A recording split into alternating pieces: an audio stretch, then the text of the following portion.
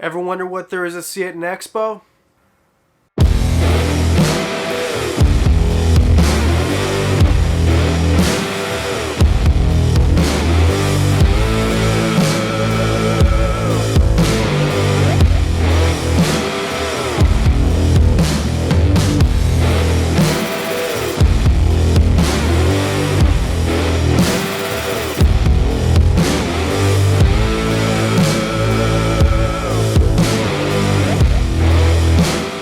Today, we went to the first Reptile Expo of 2020, and it was really impressive. I don't think I've ever seen that many people at the first expo of the year. There was a ton of people there. I got to meet a ton of people who watch this channel, which was really cool. I know a lot of people ask, like, hey, are you going to the next expo, or what is there to do at the expo? And today we're going to go over what it is that you should be doing at a Reptile Expo, or what it is that it's good for, right? First of all, if you want to see super rare stuff or super interesting stuff that you probably definitely won't see at a pet store and likely won't see at your reptile store in your area, an expo is the place to go. And we talked to somebody who breeds a really rare type of python. At least here in Canada, they're really rare. And we're going to get into that in a bit. But even stuff you see all over YouTube, or you see as like babies, right? I see little Mandarin Rat Snakes all the time at a lot of expos, but they're always babies. No one ever has one on the table that is for sale that is an adult, because these are kind of rare. They're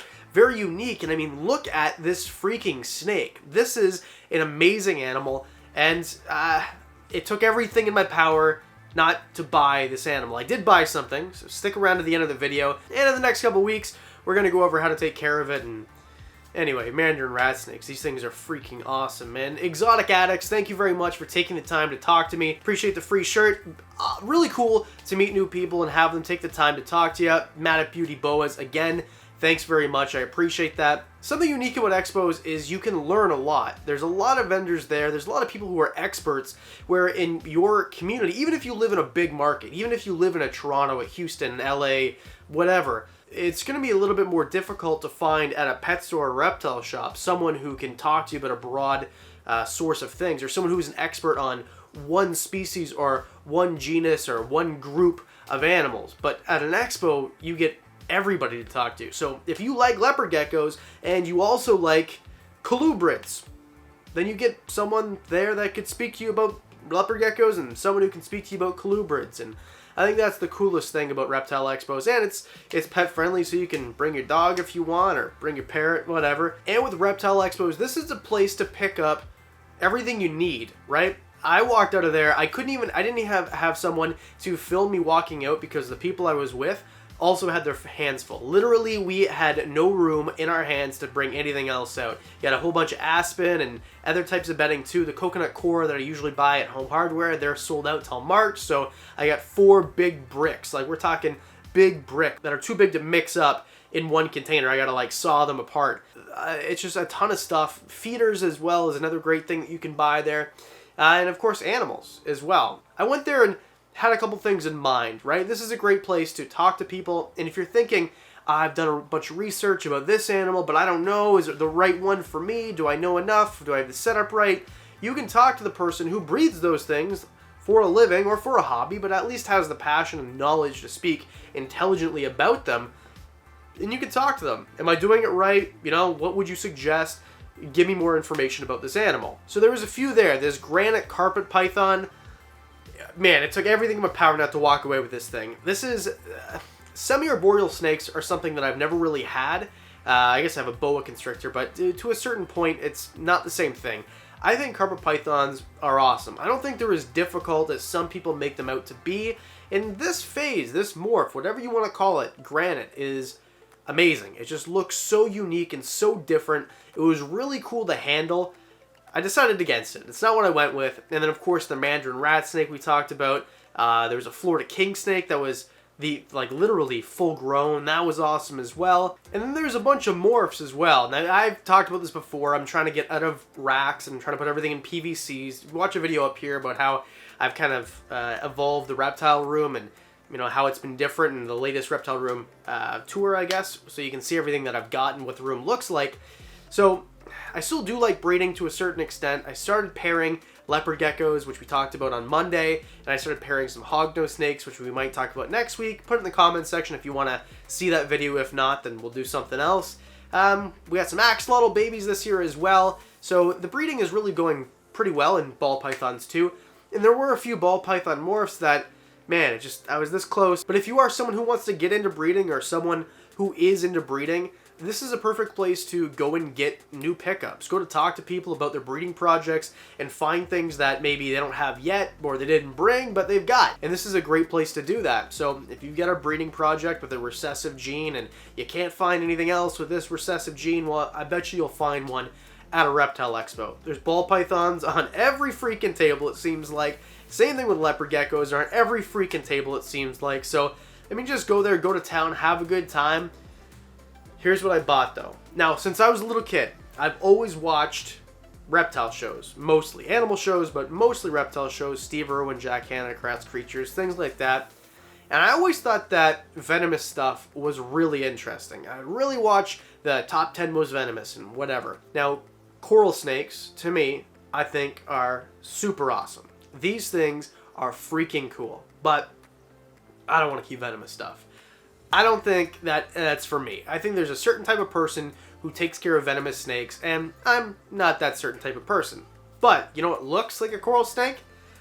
Milk snakes. Now there's a few, right? Honduran milk snakes kind of look like them, but what I got, Pueblan milk snake. These guys, to me, are super cool. I've always wanted one. I've always wanted a Pueblan as well, by the way.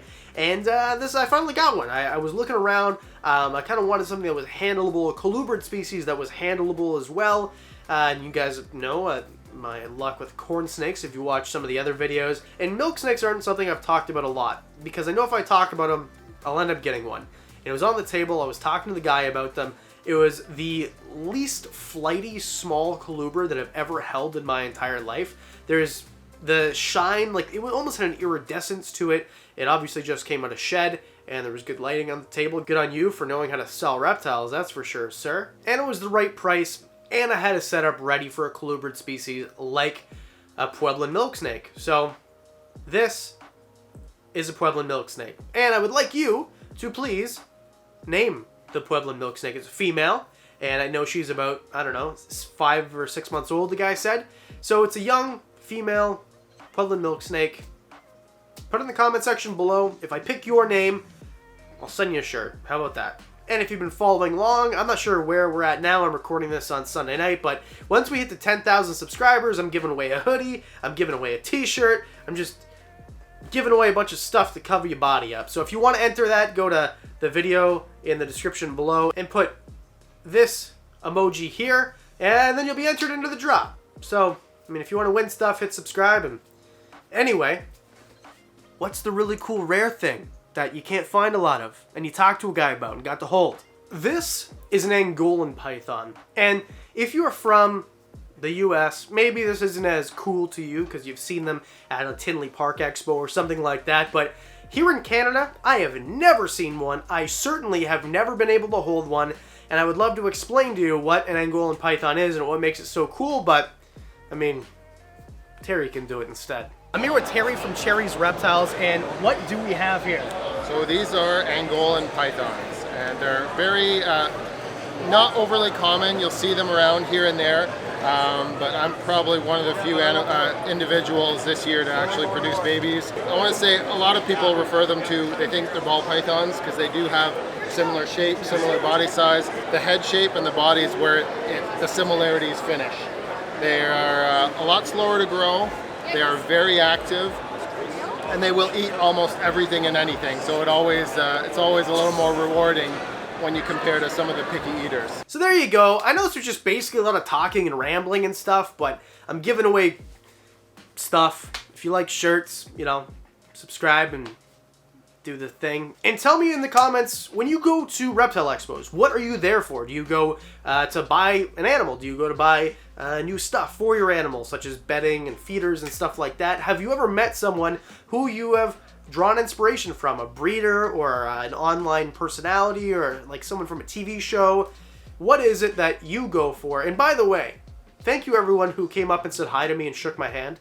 That is the coolest thing. I mean, we all start at 0 subscribers, and then as you get a little bit bigger, people start to recognize you. And when people come up and say, hey, I really enjoy your channel, nothing could make you smile any bigger than that. And if you are a fan of someone who's got 100,000, 500,000, a million subscribers, those guys are just people to go up and say hi. Unless they explicitly have asked for people not to do that, which, why would you do that? Go up and say hi. I would only imagine that even those guys who have much larger channels also love having people who watch them on a weekly basis, or are new subscribers or old subscribers, just say, hey, I appreciate what you're doing. It kind of gives us the drive to keep going.